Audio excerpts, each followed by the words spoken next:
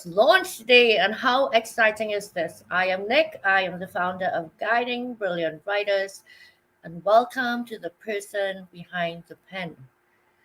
This episode, or this series rather, was created for one reason only, and that is to highlight the brilliant minds behind the stories that change our lives. The stories and the teachings and the lessons that leave a legacy in us, not just for us. Today, I have guest Dr. Steve Hudgins, not only a client of Guiding Brilliant Writers Publishing, but a very dear friend. And I would give a short backstory that this gentleman and I co authored a book a few years ago. And that is how we met.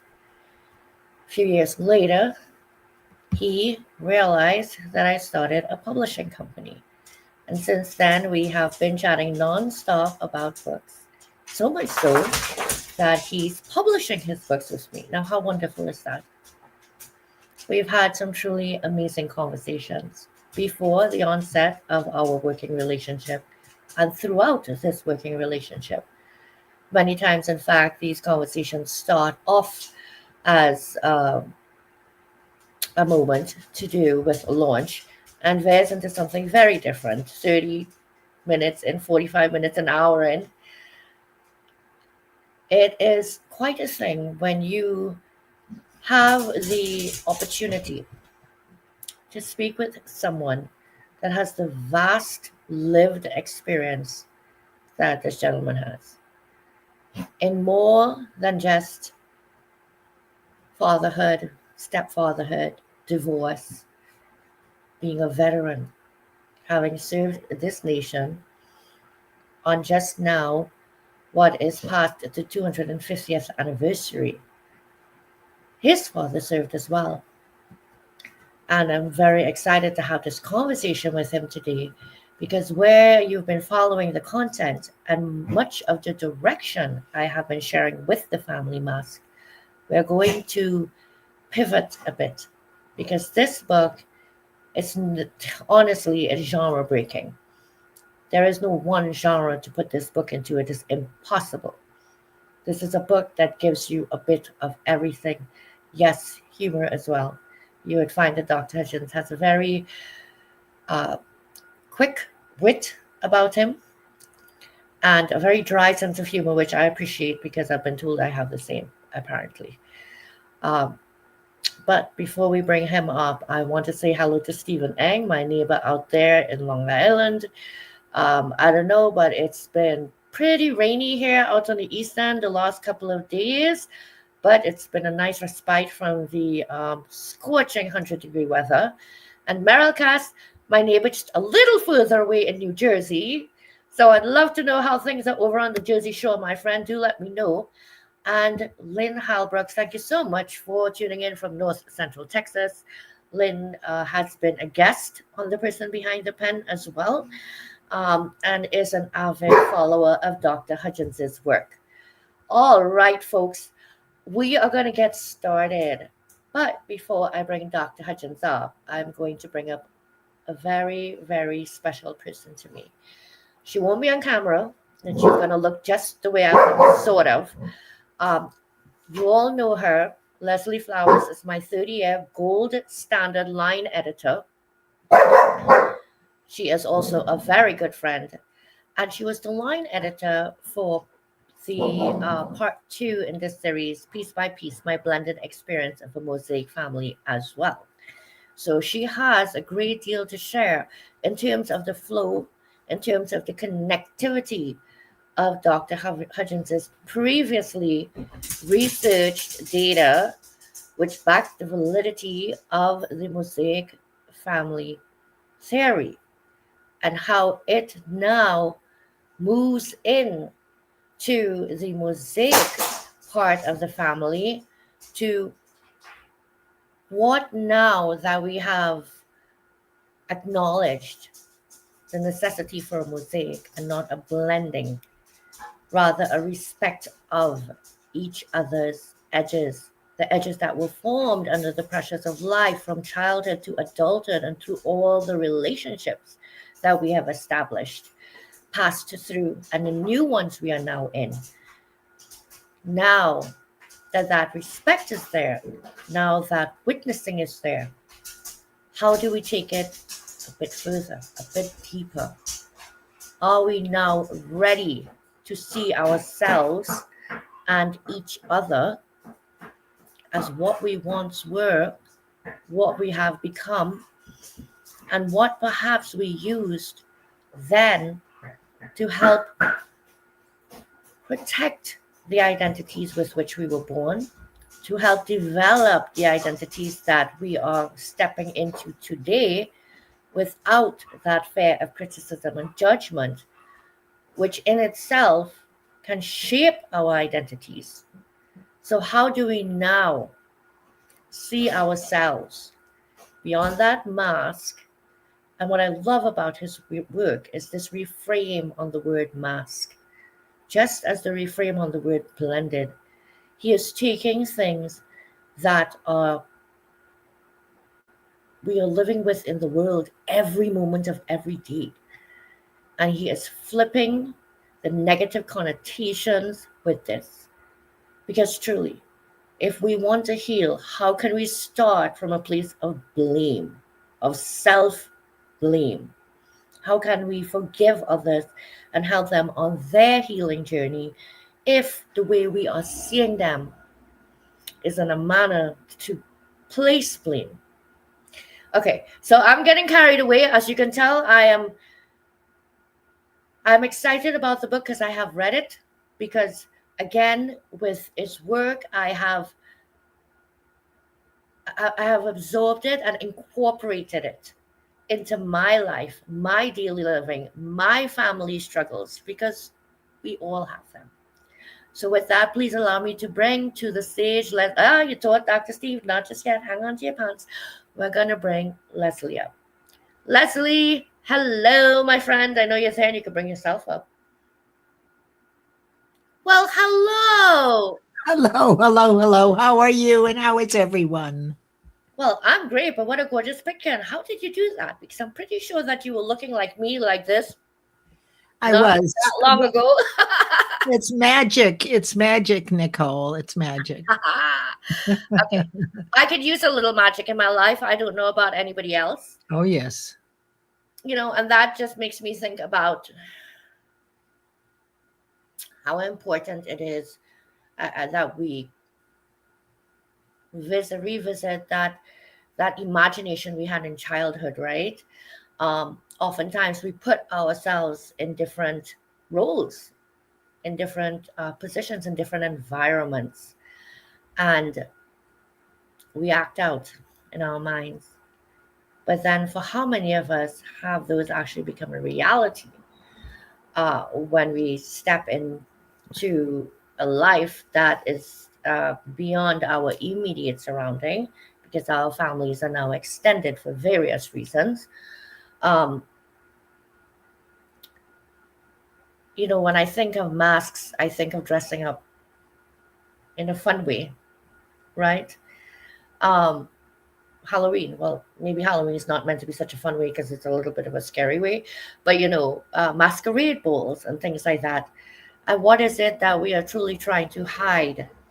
And are we really trying to hide, or do we really want somebody to try to guess at and maybe care enough to peek under that mask? So tell me, as the line editor for the first book, which I believe was it 100,000 words? It was piece by piece, the Mosaic Family. It was the blending of the blended family, which is, forgive me for not remember the exact subtitle, but yes. Yes, that was indeed quite a book. And, you and I both discussed it at length, not just in terms of the work that we do around it, but with respect to the fact that you are in the winter of your life. I myself am hoping for grandchildren, which, well, I'm not going to hold my breath. Um, but, myself being twice divorced, yourself being once divorced, And in my case, having stepchildren, my husband being the stepfather of my son, and how much Dr. Steve's work has, as people say, given context to some of what we have been living and not understanding how to express um, without almost incriminating ourselves and our loved ones, right? And now he comes along with this follow up, follow through, really, as a self guide. Share your thoughts with us on the transitioning from piece by piece to the mask, and what how was the transition for you, and what did you discover in the mask that you feel might have had a tie back, if you will, to the previous edition or previous part.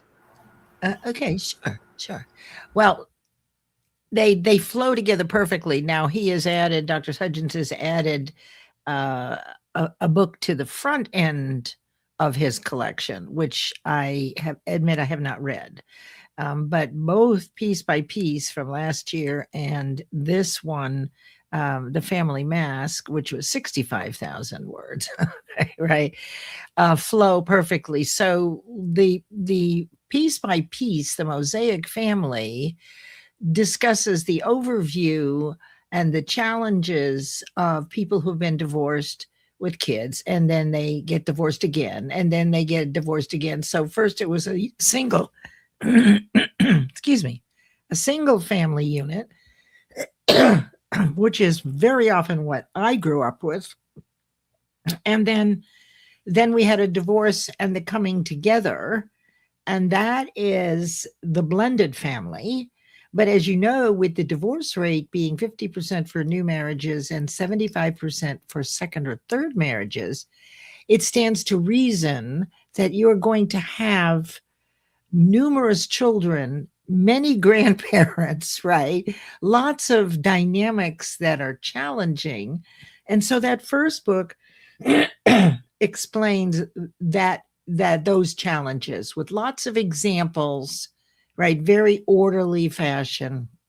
Honestly, by the time I finished the second one, I was sure I needed a master's in psychology. I deserved one, right? Because right, it's laid out in such a way that it was easy to understand. And to the points you're making, Nicole, you know, you have to understand and get clear on what actually occurred. What are the actions or behaviors or experiences that are a reflection of these challenges? So then when we get into The Family Mask, this book, now we get to really understand the inner workings, the originating incidents, but nobody really knows that they're wearing a mask. So to combat it is not possible until, at least in my experience, I was better able to understand why, for example, for myself, it always was curious to me that ever since I was a little girl,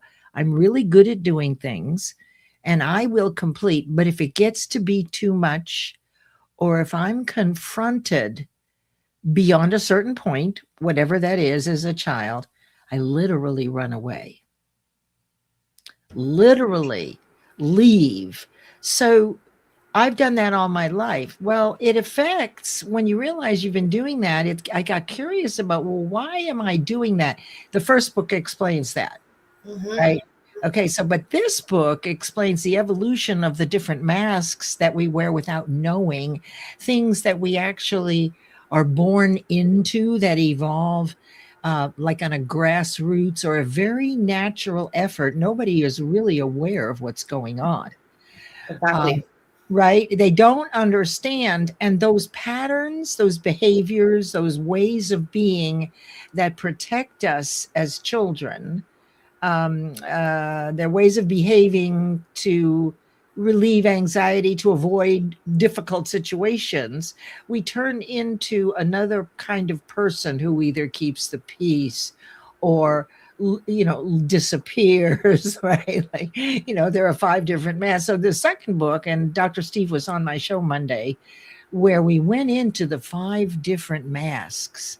And most children probably have one mask, but from what I understood from Dr. Steve, many children can shift between the identities of the different masks. Yes, Right. incredible conversation that I was having with him just a couple of hours ago, actually. And I want to say, if you're in the audience, please chime in, because I think many times we are quick to jump and say, I don't wear masks. I'm very authentic. I tell the truth about everything. There's a difference to me. Well, yeah, Okay. you don't know what you don't know. So Correct. until right, and so out of confusion comes clarity, and we only take action, right, are able to take practical application in our thinking once we see it for ourselves. So what I love about this second book, and they both are the same way, anybody can read this and understand. I mean, you do Yes. not have to be at that level. Plus, he gives plenty of examples of people and and their dialogues, so that you can listen for um, yourself.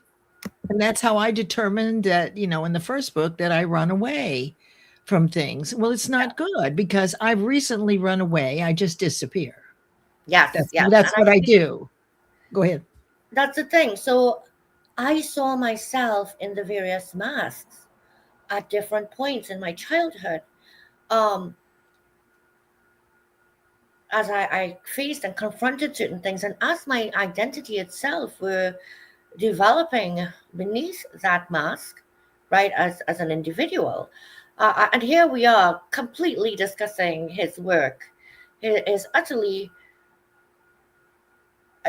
just mind boggling to me work, because I've not come across a piece of work like this before, where as a whole there is so much packed in there, but individually these books stand, right? And that is not easily achieved when you are going in the direction of self-help, and not just self-help, but a book that you can sit with and help yourself and your loved ones sitting around you. So anyway, I'm getting all off, you know, Well, let me just tell you that for those of you who are willing to read it, I have to tell you that I got the same impression with both books. And these will be in universities. You see, Dr. Steve and I had a conversation. All this is great. But the last thing that I asked him on my show was, what are the actual practical steps one can take to begin this curious adventure into the originating experiences in your family that kind of moved you into one direction of a mask than another, all to keep the peace, all for children to survive. And so the next step is to take a step. And I recommend, I see the first book as perfect for families to get together. I've always thought this since last year, that if a family, a blended or mosaic family, multiple blends, let's just say, right? If people would sit down and read the book, it's not written, at a university level, and you'll understand it. Everything is explained, right? It's very clearly written, and he's very good about not using complex words where you have to stop. Although I did stop. yes, I yes, did. I all the did.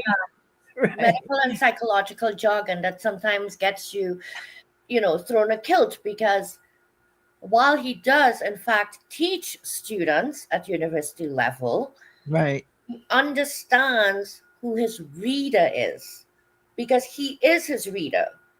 This is what he has lived, right? And anyway, I keep saying this, Leslie, because you and I can stay on here for 3 hours and talk about his Well, work. Dr. Steve left. He's gone out to have dinner with someone while you and I are chit.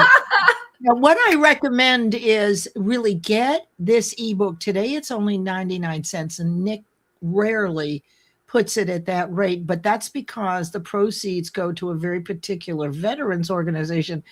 This second book will clue you into who you are Yes. and why not that what you did was wrong or the way you behaved was wrong, but it's so illuminating because then you're at a point of where you can make a change if Yeah, you that's so right. choose. Right. And that's where the authenticity comes in. And I think these books should be in university. I I'm very, couldn't agree more. yeah. Okay. Sorry. So anything else, my dear? No, I couldn't agree more. And to be honest, Dr. Gretchen Norling Holmes is out there, and I know that she teaches medical students. And in fact, recently wrote and We Choose to Be More Than Our Diagnoses, Volume 2, along with you.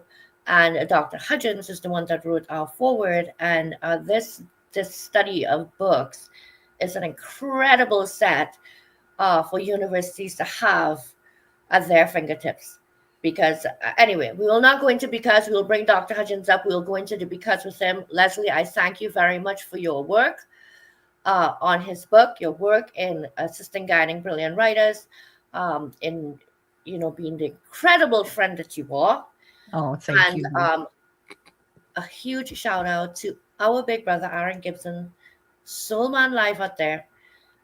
He is the gentleman that taught me all that I know about creating that beautiful videos that I just did Mhm. to help showcase the book, as well as teaching me how to toggle all the toggles behind And back. me too. You see, he doesn't know that I am the remote production manager in the background who learned how to change your face to my own face. Yeah, I Right? didn't even know that. Okay, we're like having too much fun up here. I gotta get Dr. Steve up. Leslie, I gotta get you down. Bye. I'll see you just now. Oh goodness, I gotta get you down. She gets herself down. Isn't that cute? All right, so listen, we're getting the question, Sean. Okay, did we get the link for the books? Well, it's the QR code right there. Will take you today only. Well, we'll take you to the Kindle version, but today only. The Kindle version is 99 cents. And Dr. Hudgins, who is a veteran, put a call out to action about a month ago, inviting the LinkedIn community to vote for the veteran organization they would like the donations for today to go to. 4 came up, and Dr. Hudgins agreed that these sales he would match and donate to each of these 4 organizations. When you think of $300 divided by 4, what does that really boil down to? However, every penny counts. Nonprofits are hurting terribly, and we all know this. I need to get him to 300 sales. And I know my community. I know my community, if they're not supporting, they know someone who would support this effort because they are veterans themselves or they have family members that are. So I am asking you from the bottom of my heart to please go out there and purchase a copy of this book using the QR code. It's 99 cents. You would not be doing me a favor or him a favor or even the veterans a favor by reading it. You would be giving yourself one of the greatest gifts you can in this lifetime, which is an understanding of who you are on a very, very uh, basic level of just breath of who you are deep down inside, that person that perhaps no one has ever seen. Right. With that, I am going to bring Dr. Steve Hudgins to the stage. Please throw some big hearts up there because let me tell you something. This man's dedication to his work is unsurpassed. I am speaking hundreds of hours into this series. Hey, thanks for allowing me to finish my dinner. You're welcome. Right? You see, this is what happens. Like seriously, when you dig into something that just that you want to keep going, all right, and not only keep going, but you want to. I found myself coming back, right, and um, I'm emotional. So why don't you just jump in here? And I want to start by thanking Sean Booyah, fellow veterans here. So thrilled that this is support my fellow vets. Lynn is also a vet. Aaron in Canada over there is a vet. Um, the physical book is up, Leah, as well. We are driving the sales for the Kindle today because that is where the launch proceeds are going to come from. But by all means, purchase the book because this is the kind of book where you want those 5 books, 2 more still coming, people, sitting on that shelf because this is an encyclopedia. I'm sorry, Steve. I'm quiet. It's great to be here, Nick. As always, you and Leslie can carry a conversation like no other, but I really appreciate being the fly on the wall when you talk about my work, and I'm very humbled by that. And I got to admit, once I write a book called A Family Mask, I cannot walk into a family gathering the same way again because I start seeing everybody's role. The strong ones setting up the chairs, the peacemakers trying to calm the potato salad tension, the performers telling jokes, the invisible one is hiding in the kitchen. And of course, the messenger is about 2 comments away from ruining Thanksgiving with the truth, right? And so when you think about the family mask, has changed me when I walk into a family event because I don't see relatives. I see a full casting, mostly committed actors, and nobody knows who is directing the play. But underneath that humor is something very real. And the book begins with that simple idea that the mask is not always deception, right? Sometimes the mask is evidence that someone learned how to survive before they learned how to be fully seen. And that is where the conversation begins, not with judgment, but with curiosity. And what role did we learn to play? What did it protect? And is it still leading us today? And that's where I look at what ways do we carry this mask as a survival tool.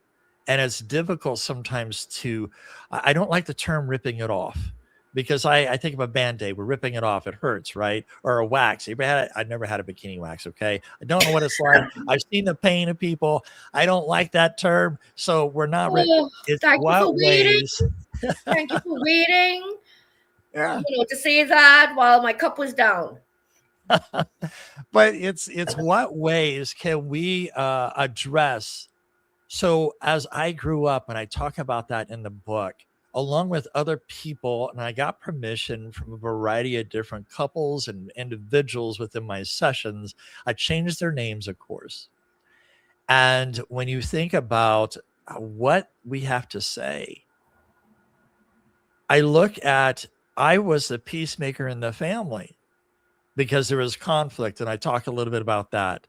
But at the same time, as I became an adult, I still wore the mask of people pleasing. Yes. It took me to be able to go through therapy for my own self and medication to really start waking up. And when you think about who am I, that was the question that I need to realize. Yes, I see my physical appearance, but who am I? If I take away that I'm a father, a stepfather, a technical engineer for telecommunications, a veteran, husband, whatever, if I take those away, who am I without performing? And that's where it took me to realize I'm wearing a mask. And I've heard all the time, stop beating around the bush. And that was my people pleasing because I didn't want to hurt people. So I learned how to be authentic, and I am able to sleep better being authentic. I'm not saying throw away the mask. I'm saying, can we use it as a tool and not use it as a survival technique that we hide behind our authenticity? A tool. Very well said. Because I am the messenger. I was that child that was very precocious, the one that observed, and you know, had no filter for her mouth, and so would blurt things out as she saw it. A lot of times, in the innocence as a child, and what has happened is, I noting this as I am growing, um, had become the messenger in my various career positions throughout my life. something that really, really, really hit me reading this book, because it would come a point where I sat back and became the silent one. The mask of the messenger, right? Almost fluidly, like Stephen Eng said out there, um, did its transformation into the silent one, because I was receiving the repercussions of being the messenger, right? And I couldn't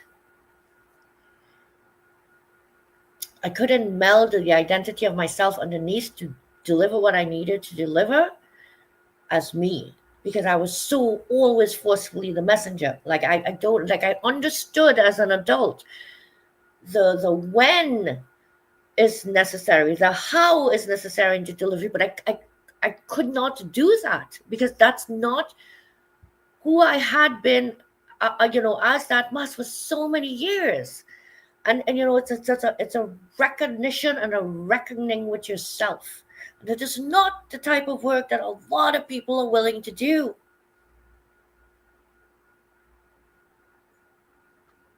Sorry, again, I'm emotional. I'm dropping my sentences because I'm like, I'm gonna just let you take it from there. That's the whole purpose of healing, Nick, is when we're able to see that emotion, sit in that emotion, right?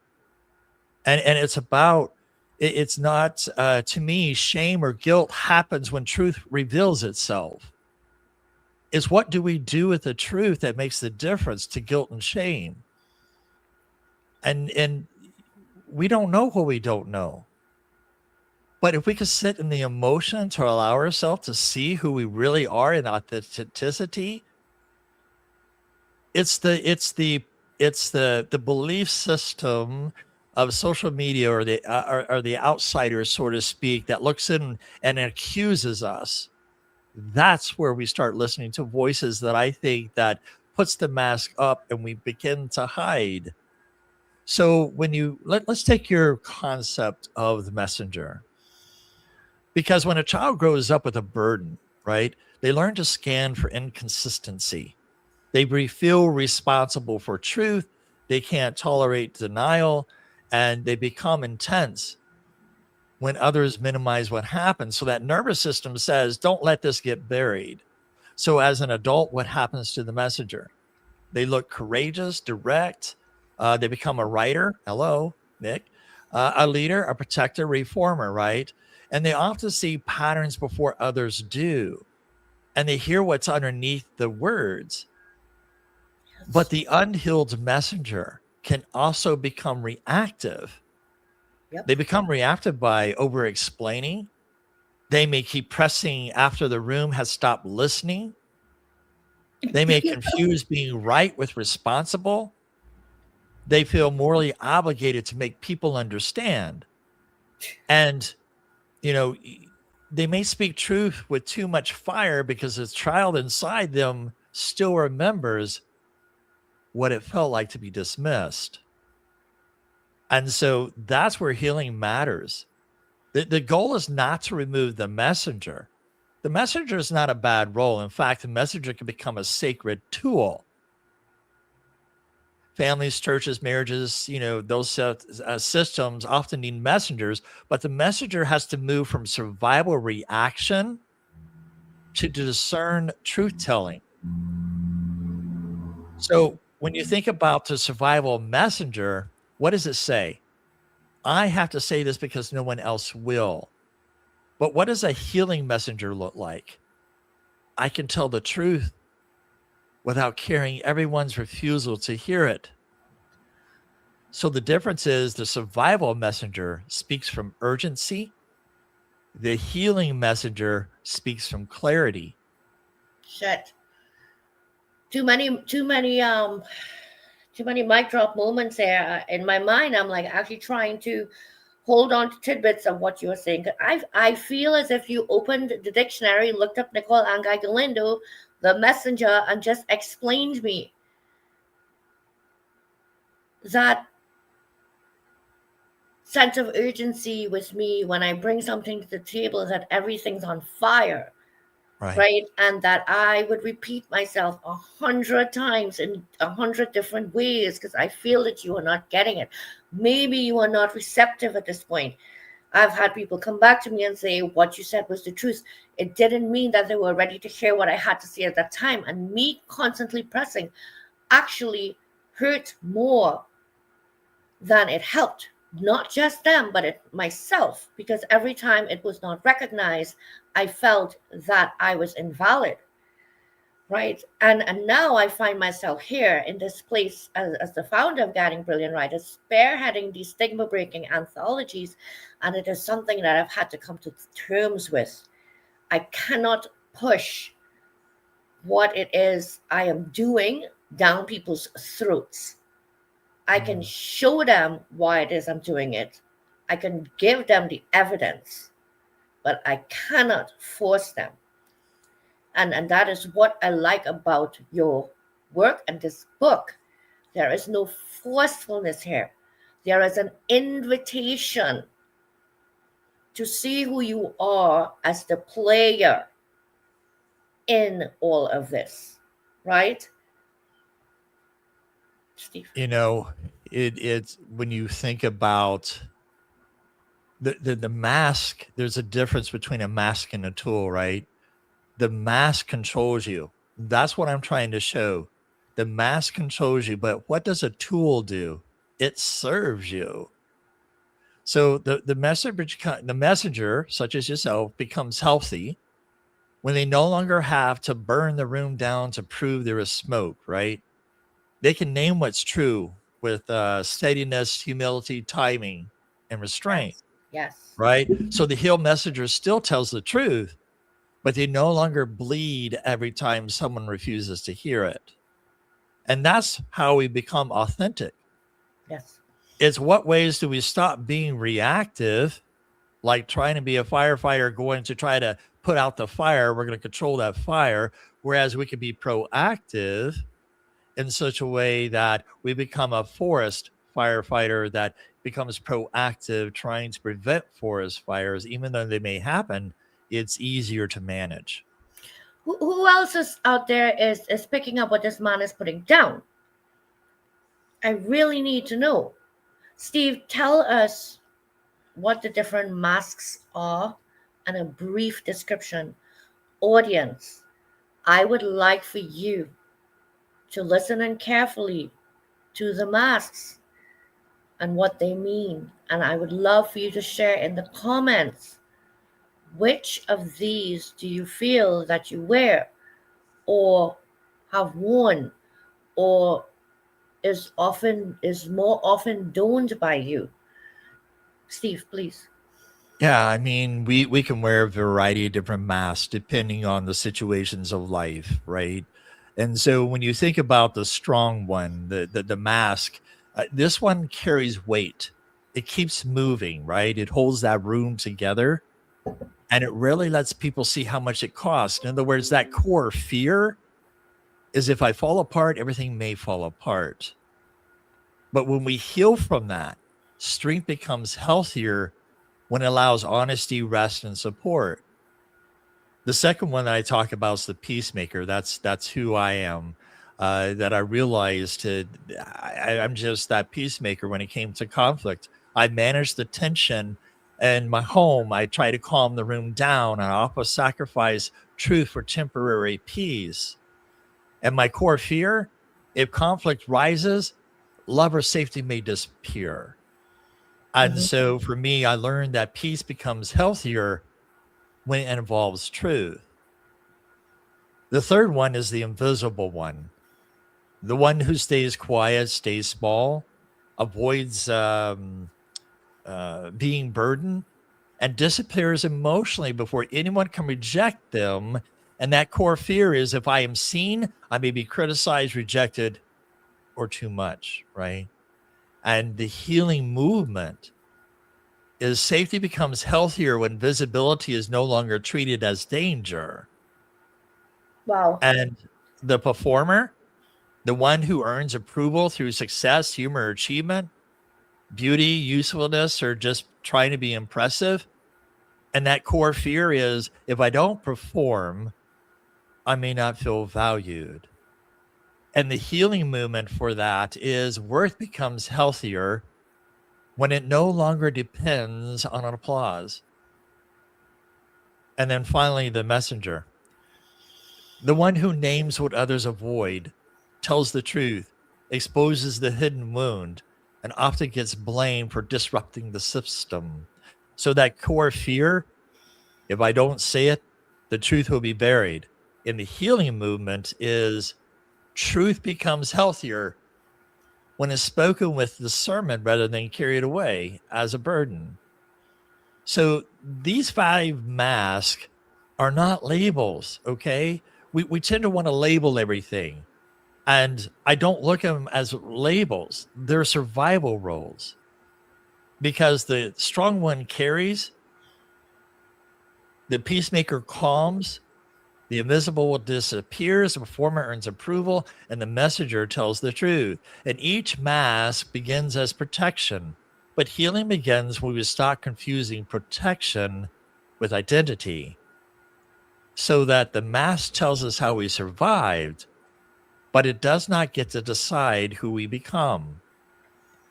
And so the mask became an idea when I lived in Japan in my high school years. And they would wear masks at the theater, Japanese theater, to share emotion. So the print of the paperback, hardback is printed in color because I did use a AI to help design the mask.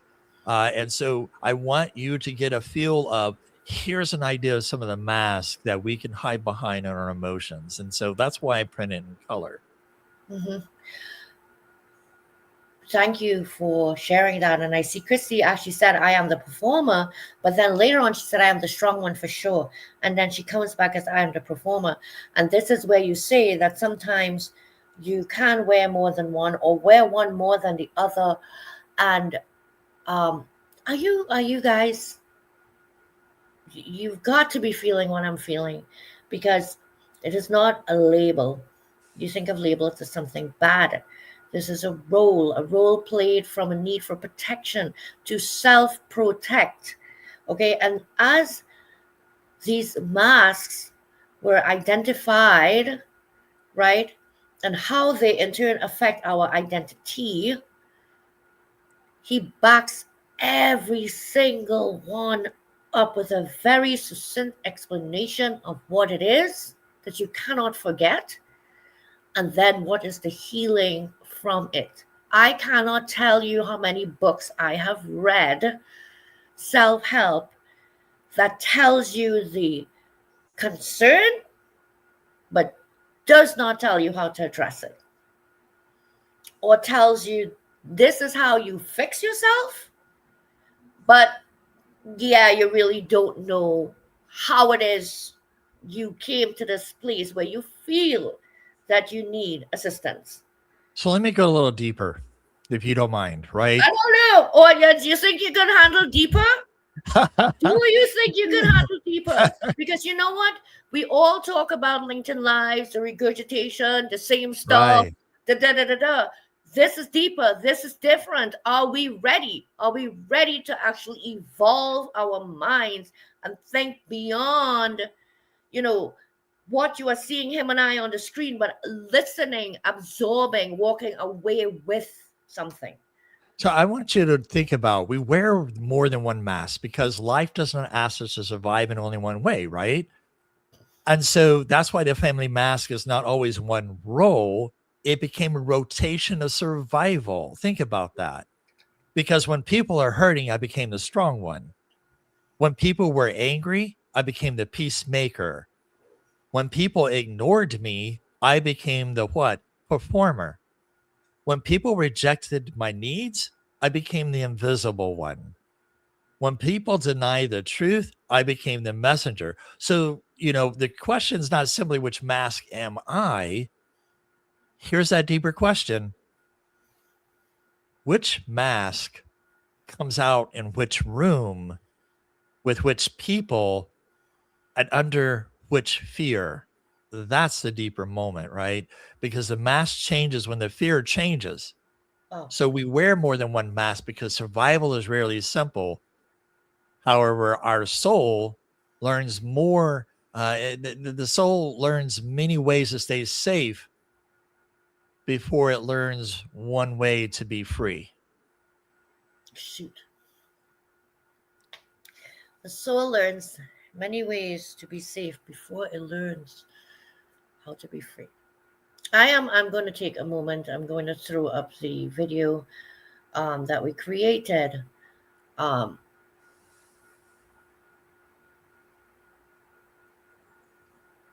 I am going to put this offer out there. This is a Guiding Brilliant Writers production. The music is uh, copyrighted to us.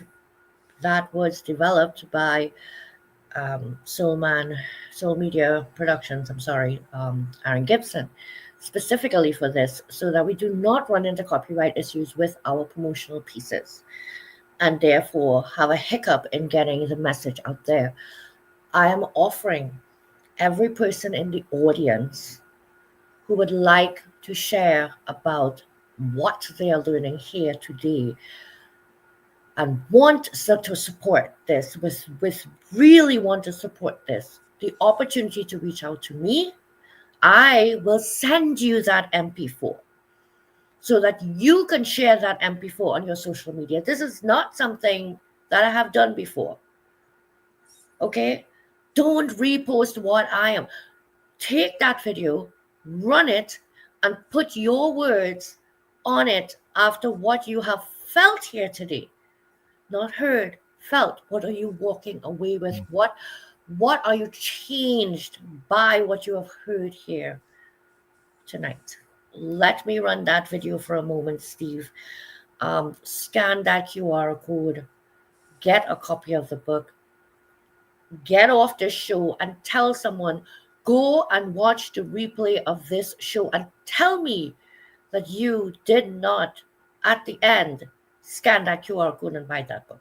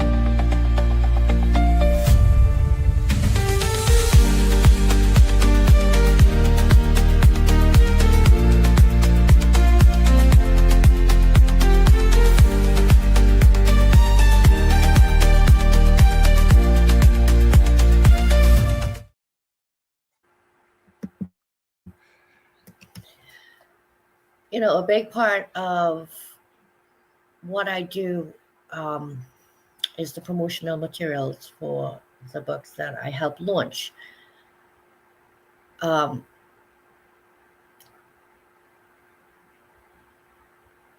the range of depth with the various promotions over genres, because I have published many genres, requires a skill set. However, what it requires beyond that is a resonance with the material in order for you to be able to produce what you know evokes that emotion within you. You meaning me.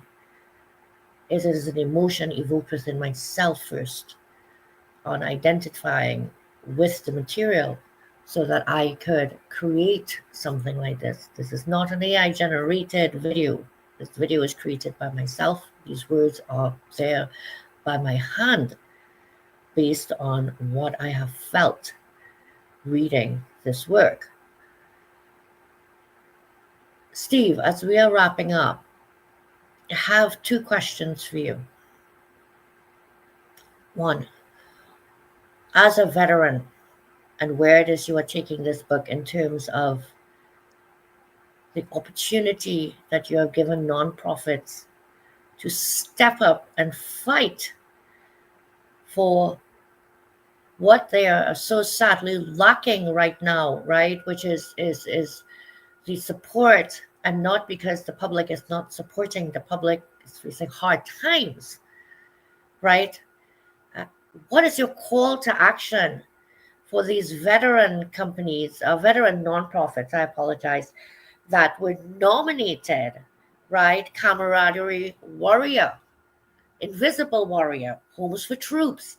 These people were named by others to receive funds for this donation. So as a veteran, seeing the waning support out there, right? And asking people to purchase for 99 cents within a 24-hour period where you will match up to $300 this donation. What is your call to action? You know, I see my brothers and sisters hurting out there. And one of the things that I think about is oftentimes that what we get wrong, I think sometimes, is that we expect a veteran to be like this. Let's say I loan you my car and I expect it to be brand new when I get it back. And that's what happens. These veterans are not the brand new car anymore. And so the call to action is, let's bring life back to the veteran that gave their life. That's my call to action, because 24/7 we're on guard. Standing at the National Training Center there in California taught me a lot of different things too, about myself, about camaraderie. You got to depend on your buddy. And I'm like, where's our people helping? And that's why I call on to these organizations, that I want to be able to give something to them, because although I didn't see war, I mean, my company commander was pregnant, contacted a congressman, got our orders changed. And I was surprised that everything was loaded up on the train. We were supposed to go to Iraq, and they stood us down and sent another company out instead. So it's veterans' lives has been changed. And so I want to challenge people to purchase this book, not only just because of my work, right? Because my work is not a self-help book. I mean, it's a self-help book, but it's not a traditional self-help book. It is anything but traditional. You know what? And veterans' lives affect the lives of their families, and their families affect the lives of their communities.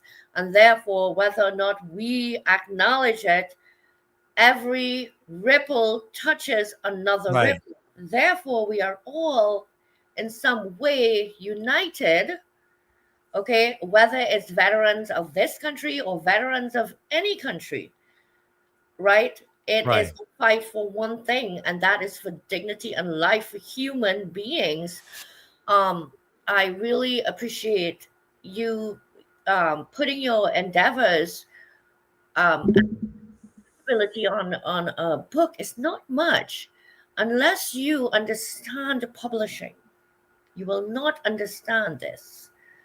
That the penny for penny against the investment of your money, time, and energy. This is something that is done by so much, or for so much more than what is invested. The outcome that is wished for outweighs all of that. Steve, I have one last question for you Sure. as we are closing. Okay.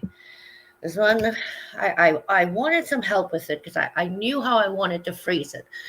But I need to leave this parting question, and I need people to really go and think about this. If you are just even on the cusp of, do I want to buy this book? Do I want to read this book? Do I want to share this book? Okay.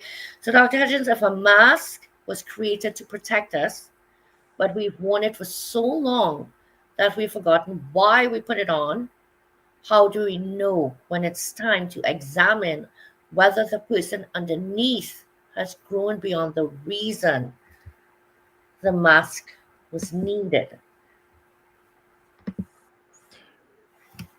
So when you think about the mask that once protected us, right? And we're saying, but over time we forgot we were wearing it. That's where the tragedy becomes. Because the mask began as something we used, right? And little by little it became something we confused with ourselves. For example, you know, that invisible one stopped saying, I'm staying small to stay safe, and began believing I don't matter. So discovery begins by watching our automatic reactions.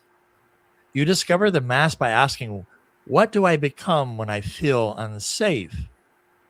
So when conflict rises, do I calm everyone down before I tell the truth? That may be the peacemaker, right? And so when something feels denied or hidden, do I feel responsible to expose it, explain it? That may be the messenger.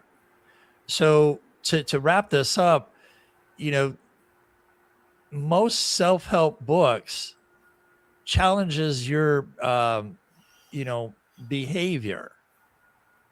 What I'm trying to do is go beneath the behavior and ask deeper questions. What did the mask protect? When did I learn to wear it? And is it still leading my life? This book is not about becoming a better version of your mask. It's about becoming aware enough to stop mistaking the mask for your identity. That's what makes it different. So the mask is discovered when we stop asking what's wrong with me. Hello, I've been there. Right? And I began asking what part of me learned this way, the only way to stay safe. And when I become authentic, I own my story and no one can rob me or accuse me of it because I own it. Wonderful. Wonderful segue.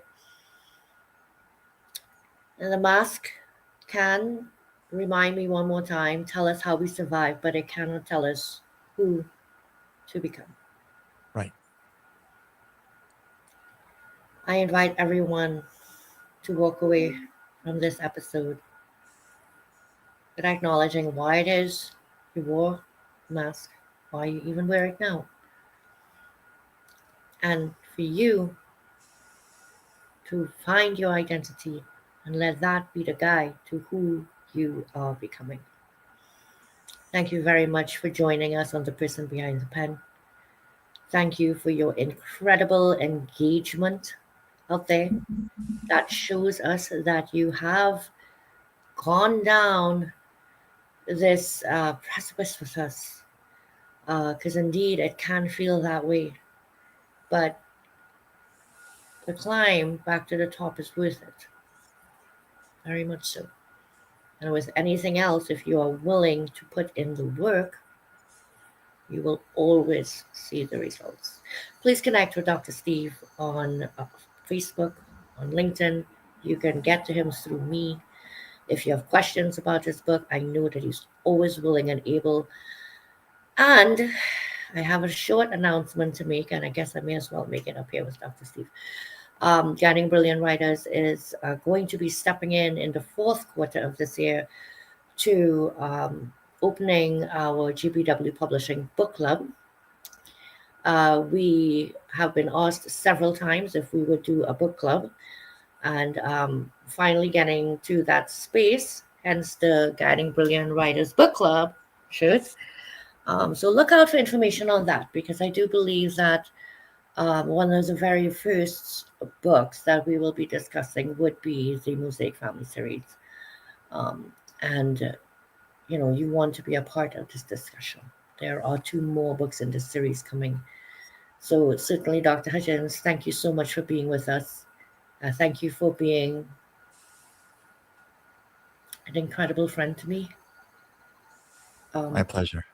and someone that is whose trust is truly helping guiding brilliant writers to keep the momentum of what it is we want to do, which is to help people own their stories. Thank you. Thank you. It's my pleasure, Nick. All right, everyone, I'm going to run that video one last time and then we are going to sign out. Thank you very much for being here.